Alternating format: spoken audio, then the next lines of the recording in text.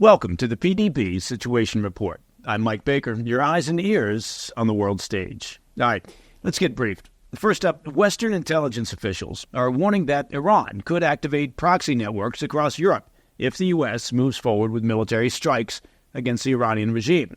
We'll be joined by Sir Richard Dearlove, former head of UK's MI6, for more on that.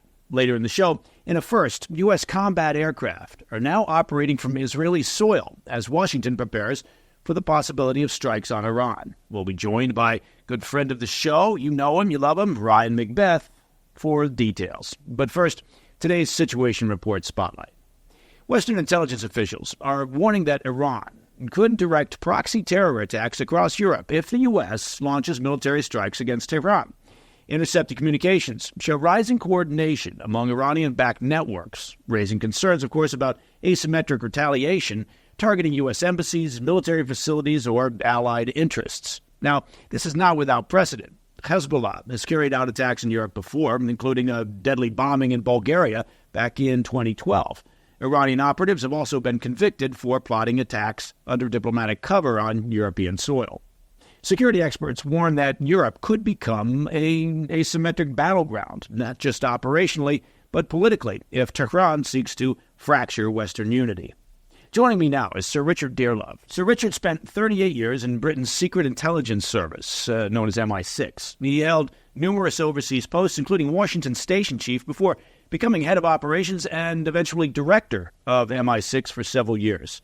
And I should point this out because you need to be listening to this. He's also the co-host of the terrific geopolitical podcast, One Decision. And Sir Richard, I want to thank you very much for taking the time to join us here on the Situation Report. Mike, it's a real pleasure to be with you, and I'm delighted to contribute to your podcast, as you have to mine. Well, thank you, and that was a delight as well. If we could, I want to start with these reports about the potential, should there be U.S. military strikes on Iran, the potential for Iran to activate their various proxy networks to conduct potential attacks in the EU. First of all, I want to know whether you give much credence to these reports and this potential, and how concerned you are about the possibility of this. Well, I certainly give credence to that sort of intelligence. But I would say that the IRGC, who would probably be driving this, the Iranian Revolutionary Guard Corps, which is essentially the mullah's intelligence and the sort of overseas arm, the Quds Force, will be behind such activity. But I think that what I would say is that their choice of targets, if they do this, would be, when I say careful, what I mean by that is they would be very specific in who and what they go after. So if you look at Iranian terrorist activity historically, it's either been aimed at the diaspora, the opposition, or specifically American targets. I think they would be reluctant to go after specifically European targets in a manner like ISIS, because this is a state-driven terrorism. It's not the sort of anarchic terrorism of ISIS. So you have to make a distinction in terms of what we're actually talking about. But it would be lethal, it would be organized, and it would be pretty professional. And it seems like it wasn't that long ago, I believe, when reporting out of the UK, basically they were saying we've uncovered, I think it was almost 24 potential plots being conducted or at least planned by Iranian intel operatives. Again, that's within the UK, and within the course of about a year, I believe, they say they disrupted close to 24 plots. Yeah, I think the activity in the UK has been inspired through extremist Shia groups in certain mosques. And I think the evidence points to attacks on Israeli or Jewish targets. But the fact is that what we're talking about is organized terrorism, not lone wolf terrorism. And I think if the intelligence is good, it's easier to counter state-driven terrorism if you have a certain penetration or a certain level of information. So I think what we've been looking at in the UK, the security service has mentioned the numbers. Obviously, it's not being specific about the targets or the plots, but it's pretty clear that MI5, which is our equivalent of the Bureau, the FBI, have been they've been efficient at taking down this sort of potential activity in the UK. And of course, there's been this dispute in the UK about designating the IRGC as a terrorist organization, which I'm not sure exactly where the situation is now. I think it has been designated, but it's rather late in the day because this has been an ongoing concern for a long period of time. This may sound like a strange question, but I'll give it some context. In the U.S., obviously, during the past few years, there's been a lot of criticism about the lack of controls at the southern border in particular for the U.S. And depending on what estimates you read, 8 to 10 to 12 million people coming across the southern border, and very little in terms of vetting. When you actually drill down into what Customs and Border Protection were able to do in terms of vetting individuals coming across the border. And those are not the gotaways. Those are not the ones who came across without being detected. So that became a big issue, obviously, and the concern that perhaps terrorist groups, certainly transnational criminal groups, were using this porous border situation to take advantage and perhaps put sleeper cells in the country. And that's been a concern for quite some time. Obviously, border security's tightened up during the course of the previous the present administration. But in the UK, here comes my question. I know you're thinking, I thought he said he was going to ask a question. In the UK, and I suppose, in the EU as well, how would you assess over the recent times, how would you assess the vetting of immigrants, of people coming into both the UK and the EU in general? Well, let's take the UK first. Given the level of illegal immigration coming across the channel, I think that there is very little vetting indeed. You can easily insert sleepers or operatives into that group, and I'm pretty sure that we have a problem in that there are probably a few, I don't think the numbers would be large, but there will be a number of sleepers who are sitting there waiting for a crisis. But I mean, bearing in mind what I said about the IRGC, the Quds Force from Iran, this is not non-state terrorism. It's organized by an intelligence organization. Therefore, they would be driven and controlled by policy decisions back in Iran. So the question is, how the situation now that we've got in the Middle East escalates. But I think that there is definitely a potential here in the UK for people who are unidentified sleepers who have a link back to the IRGC, who could be activated in a crisis to go and blow up, let's say, a synagogue or mount some attack. But I think it would not be a random attack. It wouldn't be a sort of ISIS shooting in a shopping street. It would be attack on a specific target. It would be an American military base in the UK, maybe the embassy in the UK. It would, it would depend. But what I'm saying is it's a planned operation. It's much, much easier to penetrate a planned operation than it is to sort of track an individual or two or three individuals who might be just on the edge of the visibility of the security service. But the trouble is, as well as I do, that at any point in time, the security service has to prioritize 15, 20, 100, 200 targets and decide who are the real threats, who might be imminent. So I imagine at the moment the situation, because of what's happening in the Middle East with both Gaza and this build-up of US forces around Iran, it's a pretty challenging and difficult time to prioritize where the threats may come from. No, I think it's an excellent point to note the differences between the state-sponsored terrorism and these sort of coordinated, planned, directed attacks. And Wolf, I suppose there is a concern that you then get copycat potential from other elements that are out there who see these and think, let's do this.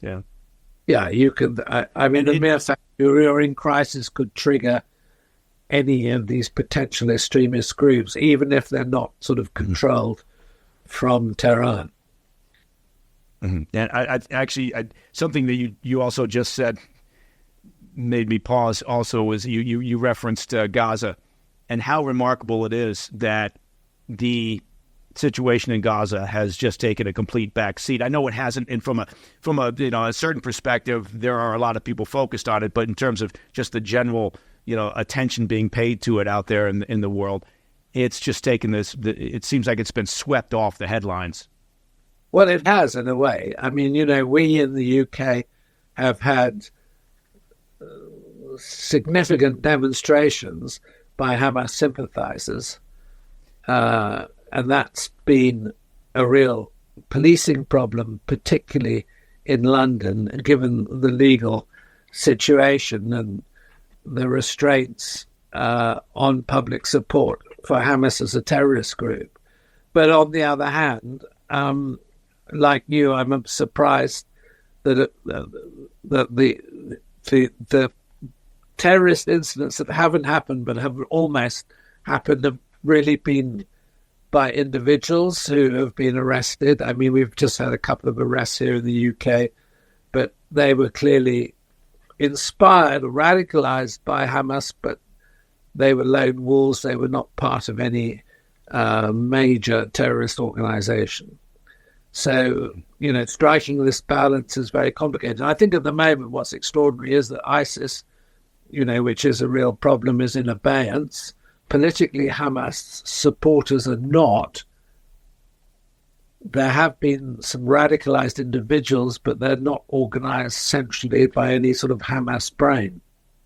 So it's quite a complicated situation, and we have a big Muslim diaspora, as you know. And in fact, we have a by-election today in the UK. I mean, maybe I shouldn't bring this up in the context of terrorism, but we have the Greens in this particular constituency who have gone heavily pro-Palestine without expressing pro-Hamas in order to try to secure an extremist Muslim vote for a sort of highly left-wing extremist Green Party. So it'll be very interesting tonight to read the results of this election, because it's the first time the Greens have held a by-election or have been represented in a by-election with a very, very large Muslim population. And they've been really campaigning in the most cynical fashion to appeal to, the Gaza-shocked Muslim community. I don't think you quite have this problem. You don't have these problems in the United States, but it's very typical of the situation in Europe. And you asked me about, Iranian-driven terrorism. I mean, I think there is a problem generally in Europe, but it isn't specifically different from what I've described here in the UK. Okay, but so Richard, if you could, I've got another several pages of questions for you. I won't throw them all at you today, but if you could stick around, Sir Richard, we've got to take a quick break, and then we'll be right back with more from former MI6 director Sir Richard Dearlove here on the PDB Situation Report. Please stick around.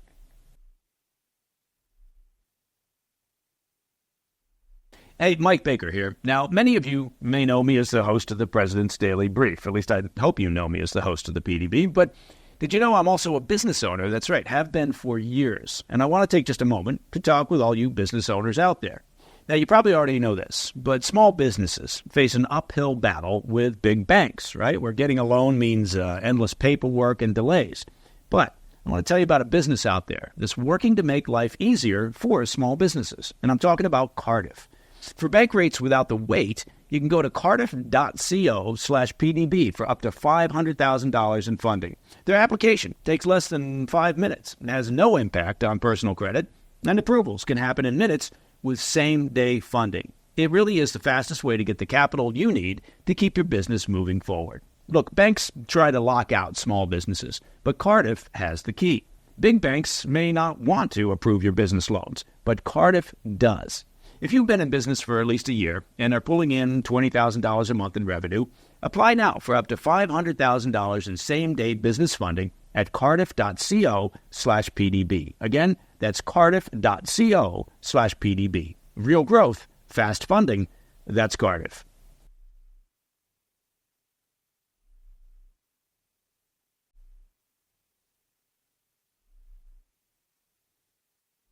Welcome back to the PDB Situation Report. Joining us once again is Sir Richard Dearlove, former director of the UK's MI6. Sir Richard, thank you very much for sticking around. I was hoping to wrap up our conversation. We kind of were focused on, in a sense, on what's happening with Iran right now. And I wanted to get your assessment of the negotiations, the conversations that are taking place. Foreign Minister Abbas Araghchi talking with, I believe, apparently the only two envoys we have in the U.S., Steve Witkoff and Jared Kushner. But those conversations, those discussions, do you have any insight into or thoughts on the seriousness of them, whether there's any potential for a negotiated deal that would then cause the U.S. to back off from the military posture? I think there is the potential, as far as the Iranians are concerned, on a partial nuclear deal. I don't think, as far as the Iranian view is expressed, there is acceptance of the possibility of a larger deal. What I mean by that is a complete ban on their nuclear program, and additionally some sort of deal which limits their ballistic missile capability, and then the third element being their support for Shia militias, or let's say what's left of what we call the axis of resistance across the Middle East.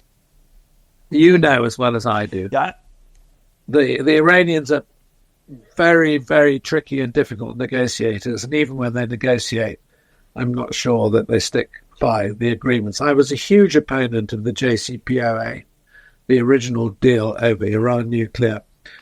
And the reason being, I think it gave the Iranians what I would describe as a laissez-passer to misbehave across the Middle East after they had signed the JCPOA. And we all see what the consequences of that are now. So I'm extremely skeptical that the Iranians are going to accept any sort of negotiated deal with Witkoff. No, I share your skepticism there, and I guess I'm not sure that this is a question. It's more of a thought that I have been puzzled recently over this idea that we're having some sort of good faith negotiation or attempting a good faith negotiation with a regime that just finished murdering thousands of their own citizens and detaining tens of thousands of others, and somehow imagining that there will be some good faith compromise or that they would even abide by any terms of an agreement. So I start from that. I realize that from a pragmatic geopolitical perspective, you have to have these conversations. You have to look for opportunities for diplomacy and create channels of communication. But I suppose on another level, it's rather galling. You cannot have a good faith negotiation with Iran. And the reason for that is they always have a duality of policy. They will agree one thing, and they will, as it were, create a framework that tries to persuade you that they've agreed something, but at the same time, there's another dimension to policy. And you've only got to look at the intransigent character of the supreme leader. The fact is that the identity of the Iranian regime is defined not by anything internal in Iran, it's defined by commitment to destruction of the state of Israel. And there is no compromise. It's ideological, it's religious belief, it's a conviction that does not submit to negotiation, and negotiation is about compromise. I don't know. We've learned this lesson over and over again with the Iranians, and the JCPOA is a great example of them agreeing a deal which was very complex, but at the same time regarding that deal, as I've already said, a laissez-passer to do what the hell they wanted across the Middle East and to cause chaos. So I'm very, very strongly of this view. I mean, a lot of my maybe Foreign Office colleagues in the UK do not agree with me, but many of my intelligence service colleagues would agree with me. Yeah, we have that interesting dynamic as well in the U.S., and we've seen it over the years where it's probably not fair of me to say, and I'm saying it because I'm biased, I suppose, but the intel community tends to be, I think, a little bit more realistic, a little bit less hopeful in the face of track records of whomever you're dealing with, and certainly on the Iranian side. If you were a betting man, where do you think this goes in terms of the potential for conflict? An aerial strike on Iran. Okay. Yeah. I'm with you on that. I just don't see at the moment, although, the report coming from the meeting in Geneva is, it went extremely well. That's what they would say. I don't think there's any common ground. I don't think it's in the DNA of the theocratic regime to compromise with the devil, if you see what I mean. And that's what we're talking about. I mean, I think there are elements in the Iranian regime which would like to do a deal, but ultimately, what it reminds me of is, maybe it's not a great parallel, but it's a significant parallel, is that when Yasser Arafat could have done a deal at Camp David, when he got up to the line, he backed off. He just couldn't do a deal psychologically, which is one of the great tragedies of the Middle East. And I mean, I discussed that many times with your former director, close friend of mine, George Tanner. And both he and I dealt with Arafat at the time, and Arafat could have done a deal, but he just couldn't bring himself. Now, if Arafat couldn't bring himself, then certainly the theocratic leader cannot.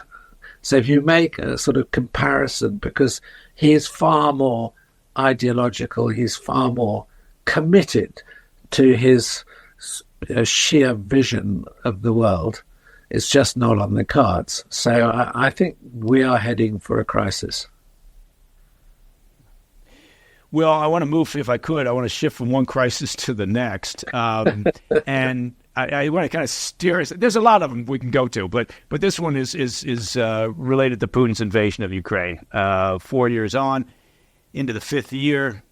And this I may sound like a strange, start to the conversation, but if I'm not mistaken, I understand that you've dealt with Vladimir Putin face to face. Well, is that correct? I met him. Yeah, I met him with Tony Blair way back when he was first elected president, and in effect, I think I was almost responsible for Tony Blair going to go to the opera with him in St. Petersburg for a new production of Boris Godunov whilst he was running his presidential campaign on the grounds he's a new leader, maybe a dialogue with him.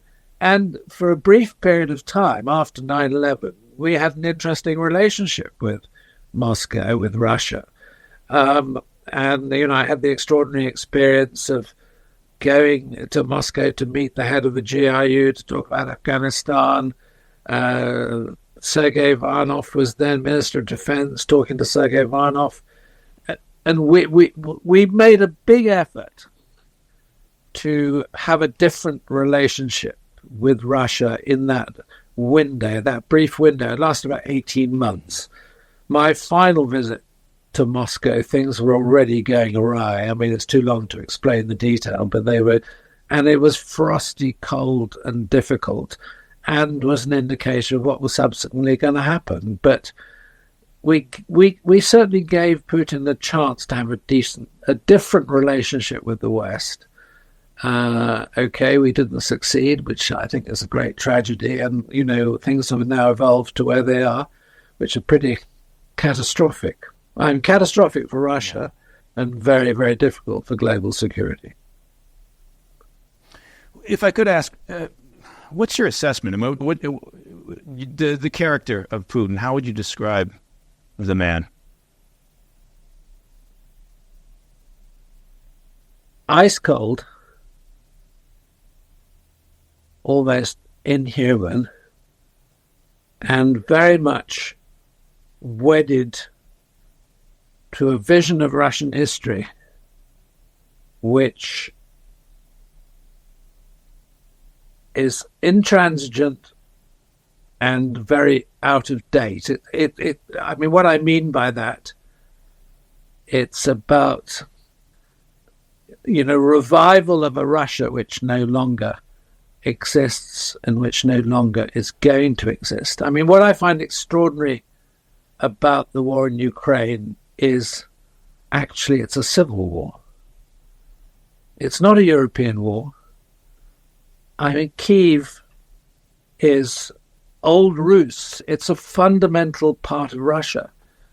What I mean by that is I'm not echoing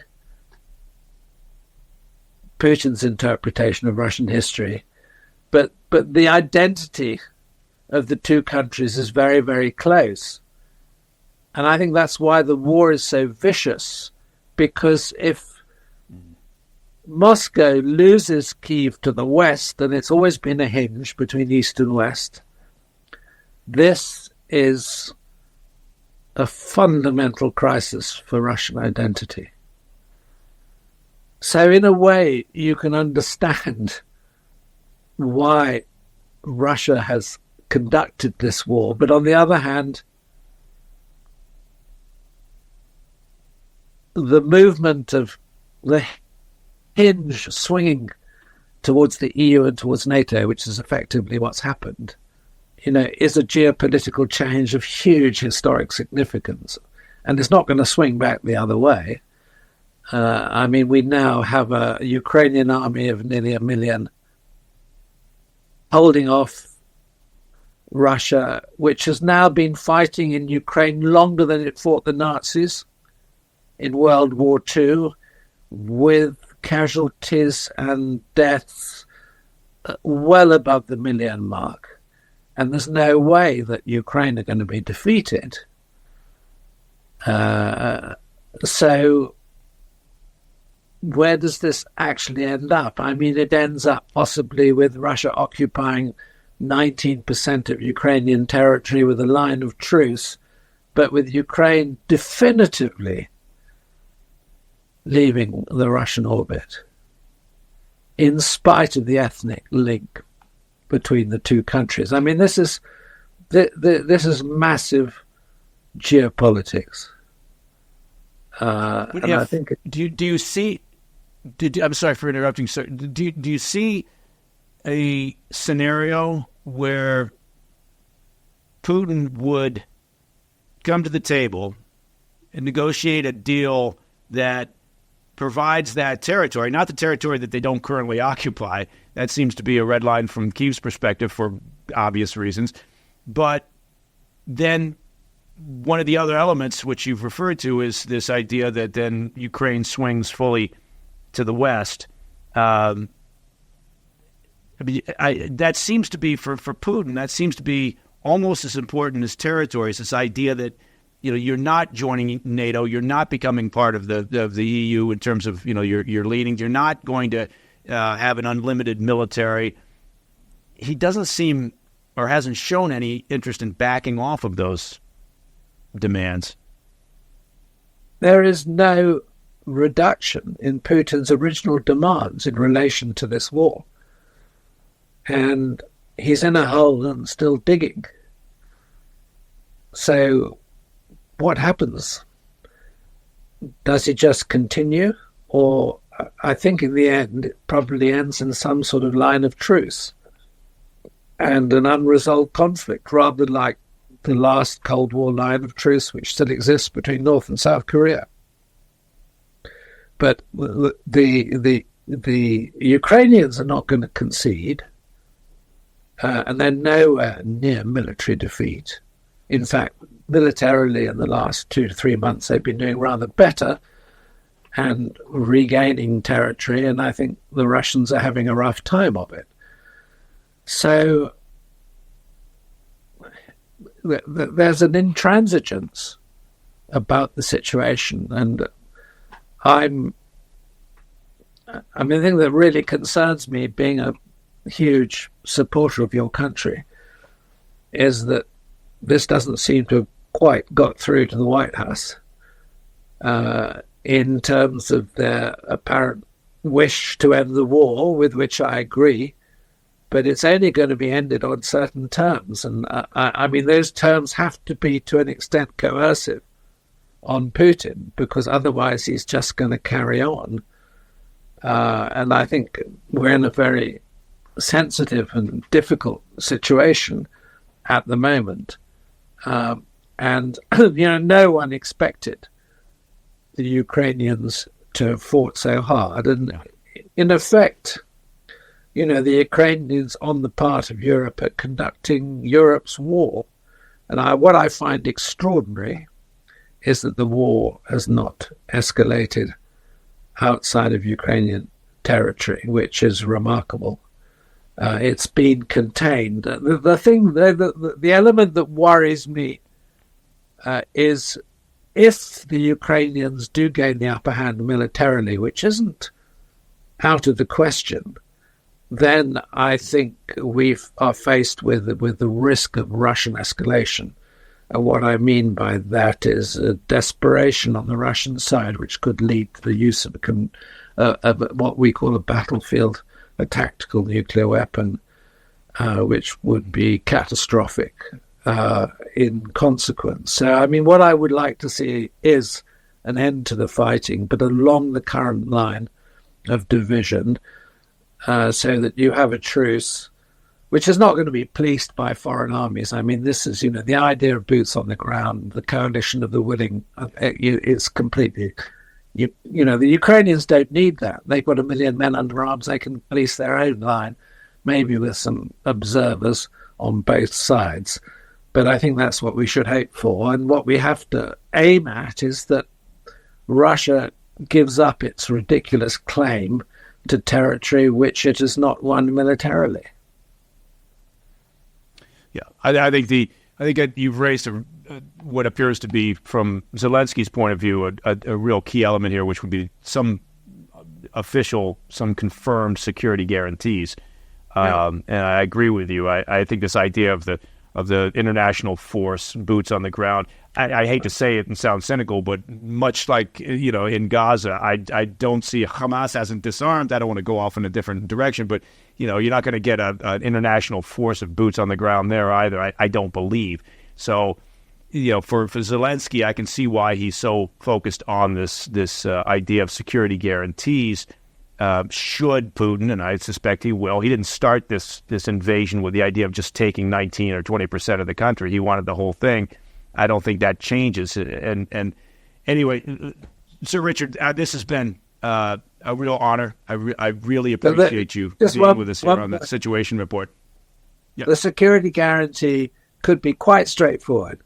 You can have an aerial security guarantee based outside Ukrainian territory, which would, as it were, give air cover to it to an extent which the Russians would find it very hard to deal with.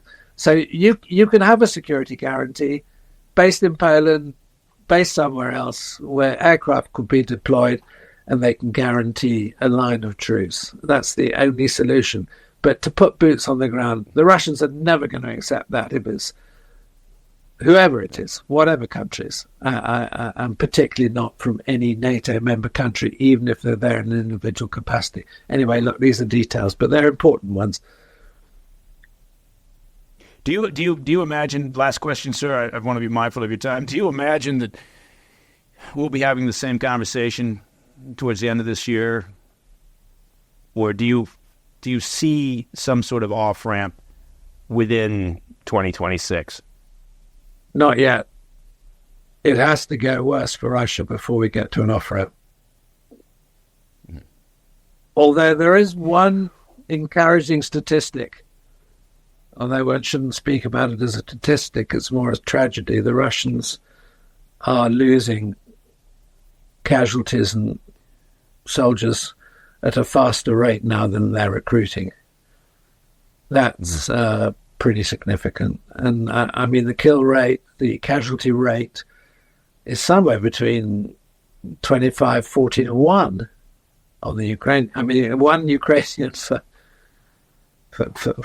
up to above 30 Russian casualties and deaths. I mean, this is catastrophic. In humanitarian terms, it's catastrophic. In military terms, it doesn't make sense. And I mean, bear in mind, when this initial invasion took place in February 2022, the Guards forces that set off down the main road to Kyiv had their dress uniforms in the back of their vehicles and thought they were going to be parading down the Maidan in 6 weeks' time, and that they would have knocked over the government, they would have controlled the whole country. Didn't happen quite like that. No, I don't think anybody saw the level of mistakes, of misinformation, miscommunication on the part of the Kremlin. And you're right. I remember people talking about giving it a matter of days at the beginning of that move. But, sir, I suspect and I hope that you'll come back on and we'll be able to work through what looks to be several more pages of questions that I had for you. So I want to encourage. Great talking to you. That would be great. I encourage everyone to tune in, put it on your favorites list. It's Sir Richard Dearlove's co-hosting the podcast, One Decision, a great geopolitical podcast. And we very much thank him for his time here on the Situation Report. Amazing experience, almost 40 years in the UK's intelligence organization, eventually running MI6.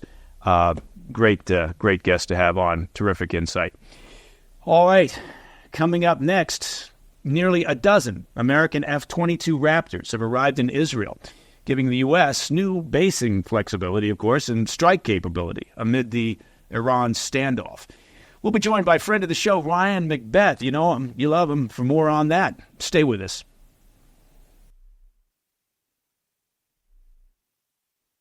Hey, Mike Baker here. Let me take just a moment to talk about personal finances and reaching your financial goals, both very, very important topics. Now, look, let's be honest. For many folks right now, it can seem like the math just isn't adding up. You know what I'm talking about. Grocery store bills, gas bills, utility bills, those skyrocketing insurance premiums.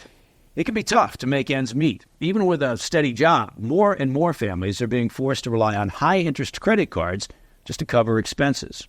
So if you're a homeowner caught in that cycle, carrying balances with interest rates in the 20s or even 30s, it's time to get some relief. American Financing is helping homeowners pay off that high-interest debt at rates in the low fives. Their salary-based mortgage consultants can build exit strategies to get you out from that debt. On average, they're saving their customers $800 a month. Plus, if you start today, you may even delay the next 2 mortgage payments. There are no upfront fees just to find out how much you could save.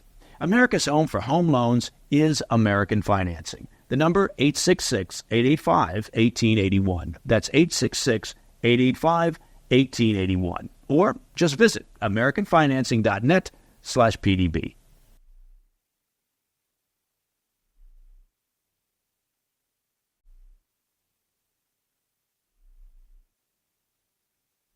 Welcome back to the PDB Situation Report. As the U.S. continues its buildup in the Middle East, a major first, American F-22 Raptor fighter jets have been deployed to Israel for a potential wartime mission against Iran. Now, it marks the first time that the U.S. has stationed top-tier combat aircraft in Israel, specifically for possible offensive operations. The move represents a new level of military integration between Washington and Jerusalem and expands options should President Trump move forward with strikes on Iran's nuclear or missile programs. With some Gulf states restricting U.S. basing access, Israel now becomes a critical launch point and defensive hub. For more insight into this and the ongoing military buildup, I want to bring in a friend of the show. You know him, Ryan McBeth. Ryan's an open-source intelligence analyst, a smart guy, and friend of the show. You can check out his YouTube channel at Ryan McBeth Programming. Ryan, thank you very much, man. It's good to see you again. Thank you so much for inviting me on and letting me smoke. I really appreciate it. Yeah, look at that. Look at that with the smokes. Yeah, you know, I would do the same thing, but I'm not allowed to smoke in my own office. It's so sad. Yeah, just when you think you're charting your own course, you're a man of yourself, you know, you're king of the castle, and then I find out I can't even smoke in my office. It's the great thing about my life. I have nothing alive in my house. I don't even have a plant. It's just me. So no one's going to complain. Well, hey, listen. I guess that's probably not why people tune in to hear you talk. But let's get stuck into a couple of the things that we really want to cover here. The buildup in Iran, or off the coast of Iran, essentially. A couple of carrier groups, and a lot of support assets. I want to go at it two different ways.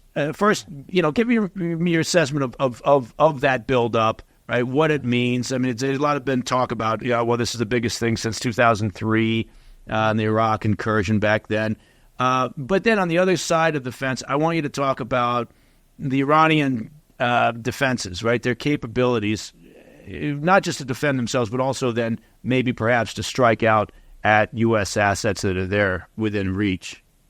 Absolutely. Well, to start, we have a lot of iron in the Middle East right now. More aircraft there since 2003.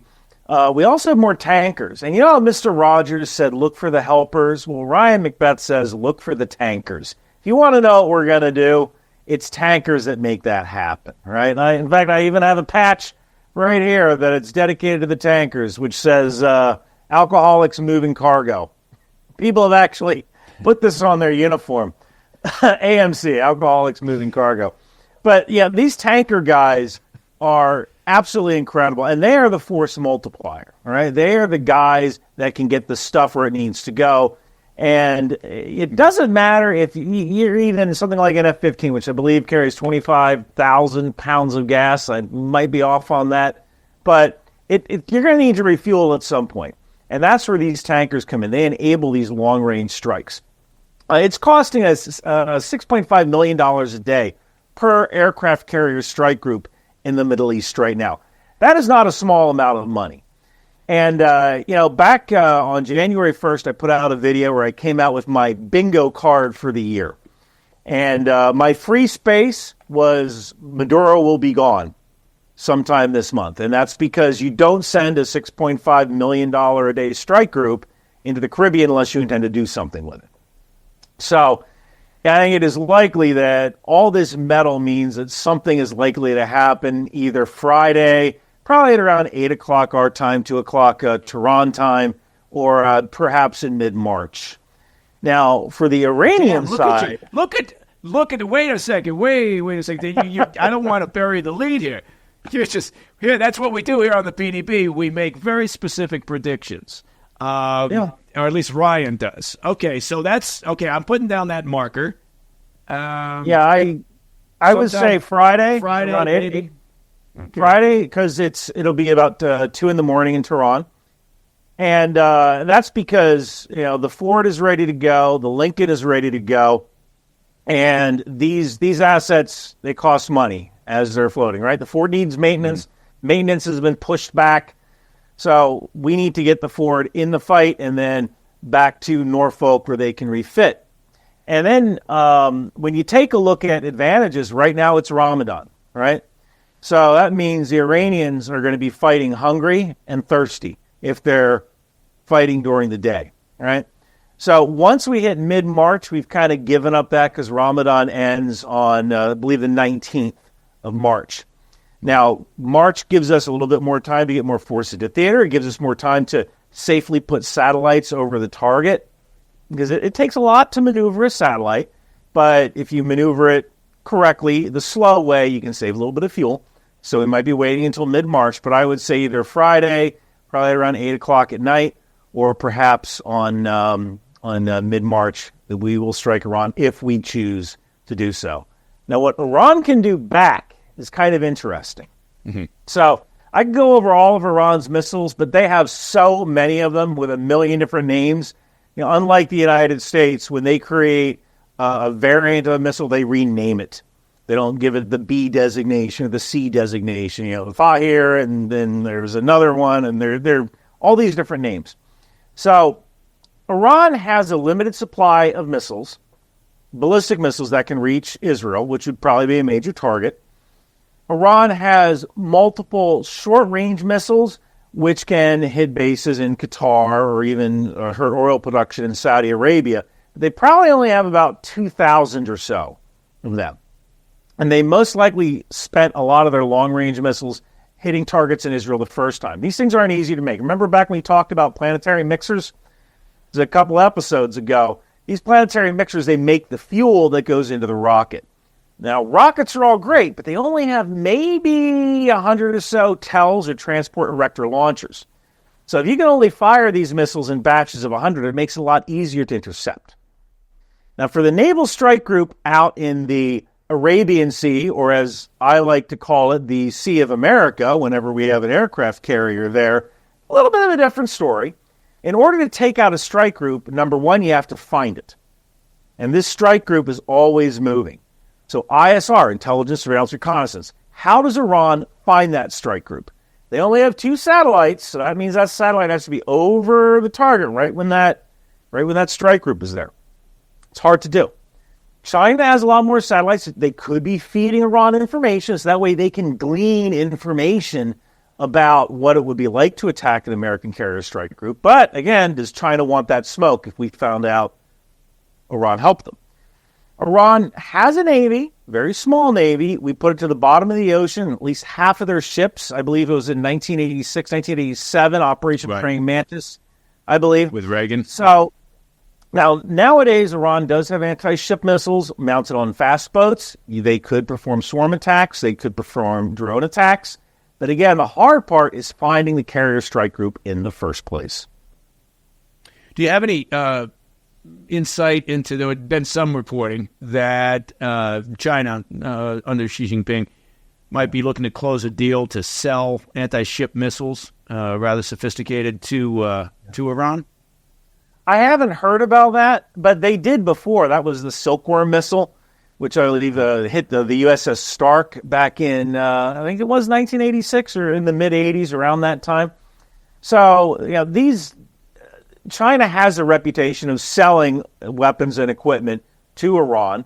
Iran is actually, they have a lot of engineers in that country, very smart people. They make their own stuff, and some of it's cheap stuff.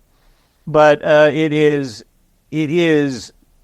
value, right? Iran is like the Costco of the Middle East, right? It's Kirkland brand missiles, right? And these things, they are good enough for what you need to do. You look at the Shahed drone, Shahed 136, it is good enough, right? Only might have a 250-pound warhead, but it's good enough to cause terror inside a city. It can hit a city block, might not be able to hit directly into an air vent, but it's good enough. Now, in a case like that, I don't know if China can get those missiles over fast enough. And even if they do, you always need training, right? It's one thing to just drop off a bunch of missiles, But after you do that, all right, we have to train people up on this. We have to teach them how to fire it. And Iran still has to find the carrier group in the first place. Yeah, it's interesting because, first of all, I never thought I'd mention a weapon system or potential arms sale to you that you hadn't heard about. So I'm feeling very clever right now. But it seems as if, to your point about China maybe not wanting the smoke, given that we've got potentially, supposedly a summit that's going to be occurring in the not-too-distant future between Trump and Xi Jinping, you would think that they would drag their feet on delivery of a more capable anti-ship missile system. Right? And I think they were talking about, I think it's designated the CM-302, something like that. So I would be surprised. Also, there's no telling how long it, again, would take to close that deal. May not have any immediate ramifications for what's happening right now. But, I guess there's also the concern, and you talked about it. You mentioned Israel being a likely target. When I have conversations, sometimes people say, well, why would that be the case? Well, it's the case because a stated objective of the Iranian regime is the destruction of Israel. So in a conflict like this, if it kicks off, they may look at it and think, well, now's the time. Why don't we, make an effort? And so targeting Israel, perhaps because they feel like it's an existential threat for the Islamic Republic, maybe they try to go out swinging. They can try that, absolutely. But like I said when we were talking before, they have maybe 1,500, 2,000 missiles left of varying ranges. So let's say they have 200 that have the range to hit Israel. So if each one has a 2,000-pound warhead on it, then we're talking 20,000 tons of explosives, or 20,000 pounds of explosives could fall on Israel, right? Now, when you look at World War II, I think we used to drop like every single raid on Berlin. Yeah, we'd drop like 100 tons of bombs every single night. Iran could launch a couple of missiles at Israel, right? And it's horrible to do this math because I was actually speaking with an Israeli and he said, should I worry? Should I be close to my shelter? And I said, look, maybe they'll fire 200 missiles at you. Some of them are going to get shot down. Some of them are going to land in the sea. Some of them are going to land in the desert. A couple are going to land on people's heads. But no more than 20,000 tons of explosives are going to be coming down. And Germany got way more than that every single night during World War II. You'll be fine. Yeah. No, it is, though, from a perspective of not just their ballistic missile program, what can you tell us about their drone capabilities? They have some incredible drone capabilities for a country of their tech level. They really kind of drilled down into the tech tree when it comes to drones. Shahed 136, fantastic piece of equipment. Only problem is it's not really guided. So once you set that target up on the Shahed, you let it go. It's going to go to that target, but it can't necessarily seek targets on its own. So if you thought, well, we can fire, but we can blanket the Sea of America, formerly known as the Arabian Sea, we can blanket that with drones. Well, those drones can't really talk to each other and say, hey, I found a target. And meanwhile, as it's doing that, we're shooting them down because we have AWACS aircraft, specifically the E-2 Hawkeye, which is a Navy aircraft that loiters above the carrier strike group, and it uses a very powerful radar to find targets. So the exact range is classified, but Wikipedia range, I believe, is around 400 nautical miles or so. So we're detecting these things as they come in, 400 nautical miles. These things are extremely slow. You always have to, you do an equation whenever you manufacture any kind of weapon system, missile, a drone. About a third goes to the actual structure and engine. About a third goes to fuel, and about a third goes to warhead. If you want more warhead, you got to get less fuel. If you want more fuel, there's less warhead, right?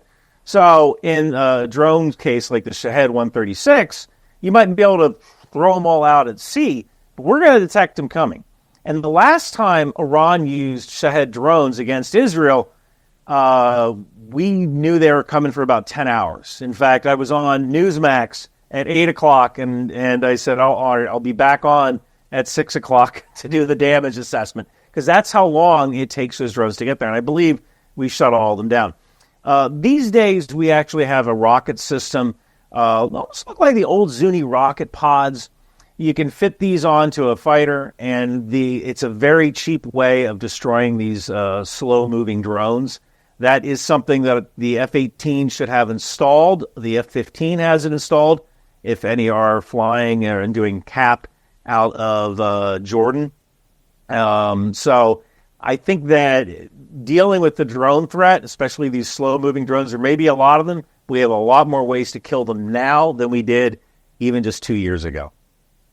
Okay. No, that's great. Well, I'll tell you what, don't go anywhere, Ryan. All right, stay right where you are. We have to take a quick break, and then we'll be right back with more from Ryan McBeth here on the Situation Report. Smoke them if you got them. Hey, Mike Baker here. Let me take just a moment of your time to talk about security, specifically your online security, and to tell you about a great company out there working to make people safer online. Of course, I'm talking about Delete Me. Delete Me makes it easy, quick, and safe to remove your personal data online at a time when surveillance and data breaches are common enough to make everyone vulnerable. Look, it's easier than ever, you know this, to find personal information about people online. But having your address, your phone number, your family members' information just hanging out on the internet, well, that can have actual consequences in the real world and can make you vulnerable to all sorts of scams. If you're like me, privacy and protecting your online presence is important. We all want to stay protected from identity theft or harassment and doxing, and you can do that with the help of Delete Me. Take control of your data and keep your private life private by signing up for Delete Me. Now at a special discount for PDB listeners. You can get 20% off your Delete Me plan when you go to joindeleteme.com/PDB and use the promo code PDB at checkout. Again, to get 20% off, just go to joindeleteme.com/PDB and enter the code PDB at checkout. Once again, that's joindeleteme.com/PDB, code PDB.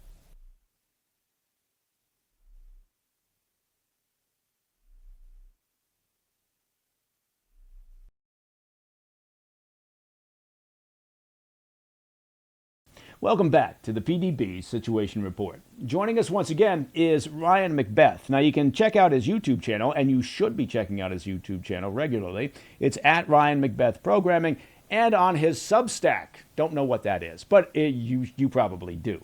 So it's substack.com/@Ryan McBeth. I'm going to say that one more time. Substack.com/@Ryan McBeth. And after the show, I'm going to look up and find out what Substack is. We'll have links to both of those in the show description, by the way. Ryan, thanks very much, man, for sticking around. Absolutely. If I could ask, obviously we've been talking about the buildup out there from the U.S. military side, and we're always talking carrier strike group. There's the Ford that's going out there. It's a carrier strike group. If you could, in relatively simple terms, tell us about what a carrier strike group consists of and its most impressive capabilities. Absolutely. So, boy, the most impressive capability is to put 4.5 acres of sovereign U.S. territory wherever the hell we want. I joked before that right now the Arabian Sea is the Sea of America. That's because whenever we put that carrier, it is essentially a little piece of America that's floating in the middle of the ocean. Typically, a carrier wing will have 4 squadrons of fighters. In the Abraham Lincoln's case, I believe they have 1 squadron of F-35s and 3 squadrons of Super Hornets. They also have 6 Growlers, and Growlers are extremely important. These Growlers provide electronic warfare and also another capability called SEAD, or suppression of enemy air defenses. So these guys will take off from the carrier, and they will essentially play chicken with surface-to-air missile sites. They'll get close to it, try to get it to turn on, and as soon as they turn it on, they start electronic countermeasures, and they fire a missile that'll follow that radar beam down to the surface-to-air missile site and blow up the radar. So essentially, any kind of package, you have the seed aircraft go in first. They find all the surface-to-air missile sites. Once they're gone, you have the strike groups come in and they can start hitting targets. Now, in addition to this aircraft carrier has multiple escorts. I believe we have 20 vessels in the area right now. And of these 20 vessels, a good portion of them are U.S. Navy Arleigh Burke-class destroyers. Now, these can carry up to 72 Tomahawk missiles, although each VLS tube, which is essentially, think of it like a small shipping container that pops into the destroyer vertically. This thing can open up, it'll fire a missile out of the container, and to reload, you just pop in a new container. There's a little more to it than popping it in, but it's a very easy way to load and store these missiles in a very fast way of firing them. Now, it's more likely that these Arleigh Burke-class destroyers have perhaps 20 Tomahawks on them and a mix of self-defense missiles like the SM-2, SM-6. However, these Tomahawks provide a very, very powerful cruise missile punch if that needs to be used.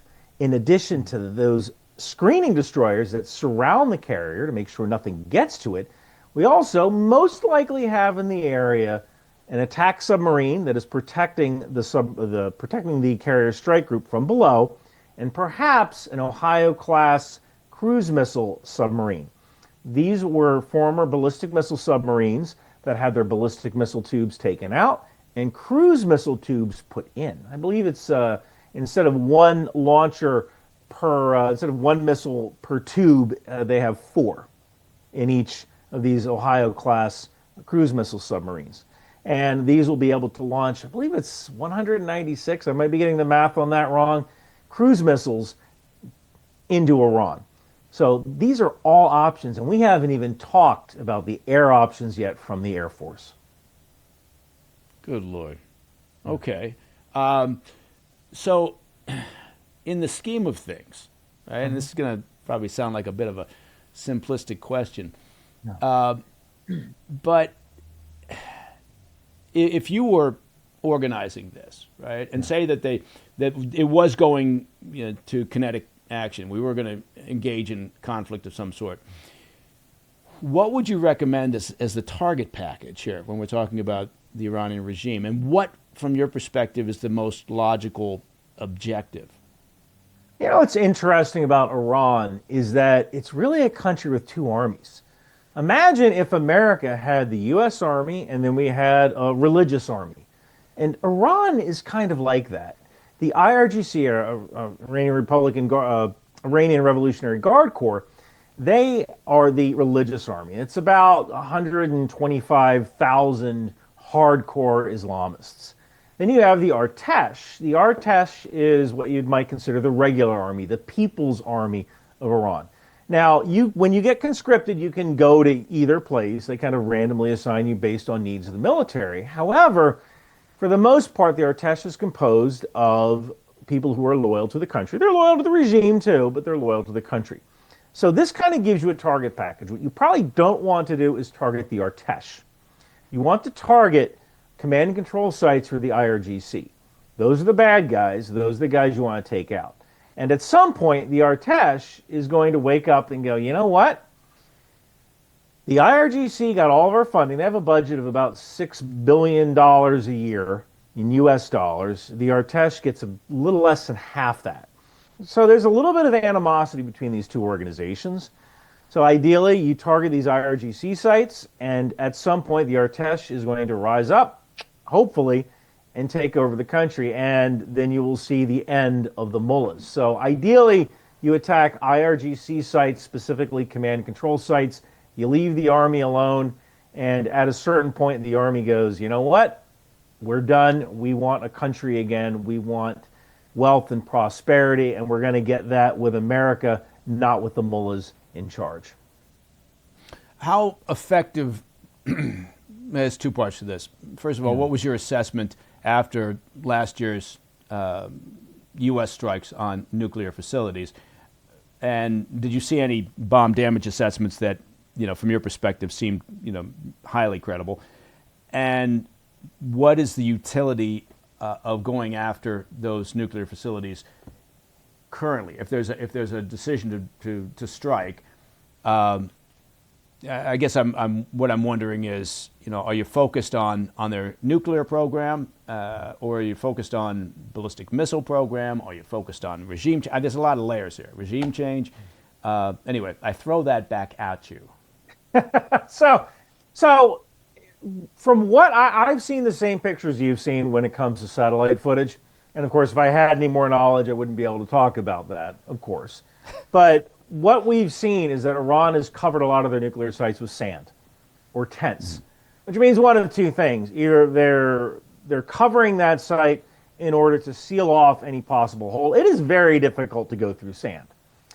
Or they're covering it so they can perform some sort of excavation operation to try to recover what equipment they can. Now, when you're talking about something like a uranium centrifuge, that thing is very delicate. Those things probably all have to be refurbished, or they have to be remanufactured, because these are centrifuges. They spin literally at the speed of sound to try to separate the heavier uranium from the lighter uranium. So with something like that, it's not something you can just go down to Target and replace, right? Just like the planetary mixers. We can't get a KitchenAid mixer and mix rocket fuel with it. There'll be too many air bubbles in it. However, there may be a point of diminishing returns in going after these nuclear sites. Those may be reserved for heavy bombers, and the fighters will be reserved for targets of opportunity or IRGC sites. So perhaps after 1 or 2 days, there's not going to be a lot remaining from their nuclear program, because we took out so much of it before. And you can move rocks. You can move one. You're turning big rocks into little rocks at this point, right? Mm-hmm. So after that, you get the B-2s back at Whiteman, and you continue on with the small tactical fighters hitting these targets of opportunity. So that's probably how that sort of thing would roll.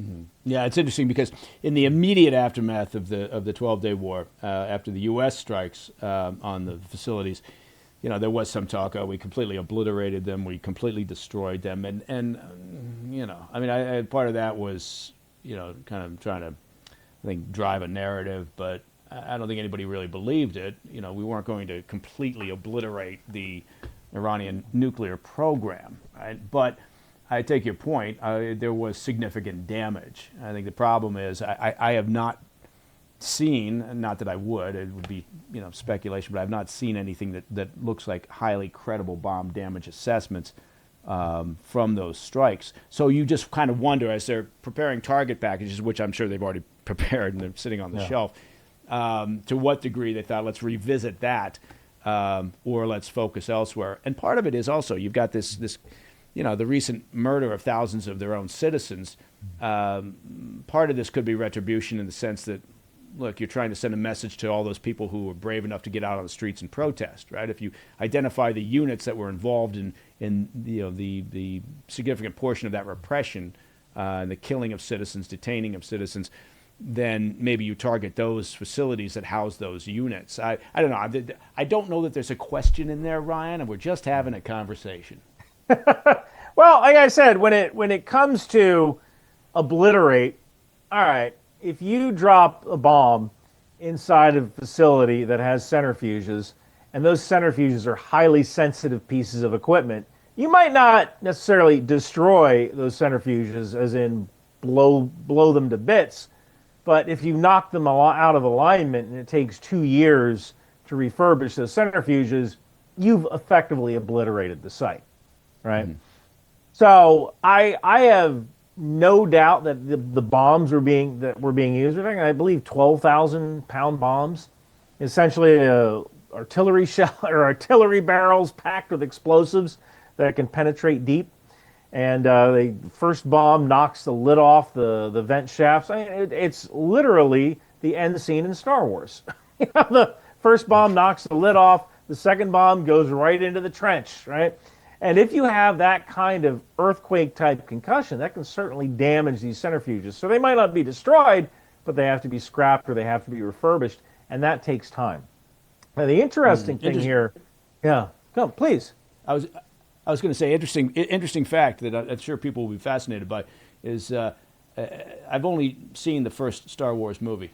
I had a conversation the other day with our executive producer about this. He seemed incredulous at the idea, but I watched that first one, and then I had no interest in watching. Not that it wasn't a good movie; it was a very entertaining movie. But I think it was 1977. I never watched another one. It was like with me with Star Trek. I watched all the episodes with William Shatner. Had no interest in anything that followed on after that. Yeah, right now people are listening, going, "Thank you, Mike, for that." Insight. That's fascinating. Yeah. All right, last question. Being mindful of your time, Ryan, and the fact that I know you got to go get a new cigar.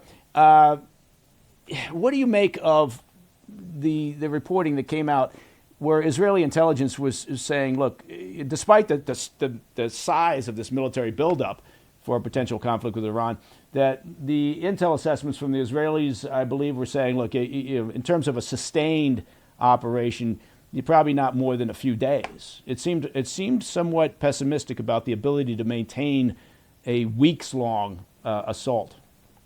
Look, I can tell you this. Every time CENTCOM fires a tomahawk, someone in Indo-PACOM cries. And we're all going to be speaking Chinese in 10 years if we keep shooting million-dollar missiles at camels. All right? Now, I can tell you this. For every night that we're dropping munitions inside of Iran, that is one more night that we're not going to be able to fight China when China invades Taiwan, essentially next year. All right, next year, maybe in 2028. So wait a second, ladies and gentlemen, a second prediction from Ryan McBeth here. And this one's based on Taiwan. Okay, wait while I make a note, Ryan. April 2027 or October 2027. If I were Xi Jinping, I would invade Taiwan in April or October 2028 because it'll be during the presidential election. But Xi Jinping has said to his army, you must be ready to invade Taiwan by 2027. When a dictator tells their army something, they've already started building the landing barges. Right? They've done that. I've just recently read a document that was translated from Chinese that was in a Chinese military magazine that mentioned how reunification of China is a priority, and this was in an article in this Chinese magazine about landing craft. So they're prepared, and if it happens, it'll most likely happen in April or October of 2027 or April or October of 2028, and that's because that's when the weather window, that's when the sea state in the Strait of Taiwan is low enough for ships to land. Ladies and gentlemen, that's why you should be checking out his YouTube channel. That's at Ryan McBeth Programming. And also, whatever Substack is, you should check out Substack. Substack.com/at Ryan McBeth. Ryan, I had a bunch more questions to ask you, but yeah, we ran out of time. Listen, thank you as always, man, for being on the show. We'll definitely be calling you back, and I'm going to be holding you to these predictions, frankly. Well, I would say it's a likely. How about that? Using ICD 203, I would say that it is likely that if attack occurs on Iran, it will be Friday night, or this weekend, I should say. And I would say it is likely that if an attack on Taiwan occurs, it will happen in May or April or October of 2027 or April, October of 2028. Nice. Well, I'll make a prediction as well. I'm going to predict that we're going to have you back on the Situation Report here in the not-too-distant future, man. Thank you so much. Cool. Take care, Ryan. Well, that's all the time that we have for today's PDB Situation Report. Great guests. And if you have any questions or comments or humorous anecdotes, please reach out to me at pdb@thefirsttv.com. You know what we do. Once a month, we all gather around our very fancy conference table in our very fancy conference room, and we sift through the mailbags. We select a bunch of your questions and comments, and we push them into an episode that we call Ask Me Anything. The most recent one hit the airwaves not too long ago. I hope you've enjoyed it. And there you have it. Don't forget, keep your cards and letters coming. To listen to the podcast of this show ad-free, well, become a premium member of the President's Daily Brief by visiting pdbpremium.com. It really is that simple. I'm Mike Baker, and until next time, you know the drill. Stay informed, stay safe, stay cool.